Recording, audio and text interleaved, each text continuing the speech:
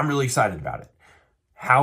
If someone told me that the way that those come into being is by a very calculated, perfect explosion that all at once, boom, and then a Cybertruck shows up, I would dismiss that. I would say that's absurd. That doesn't happen. But if we went down to the factory and someone said, no, look, and then I watched at the factory line and boom, there's an explosion, and all of a sudden a perfectly intact Cybertruck was there with the tires and the engines and all of the cool bells and whistles was there.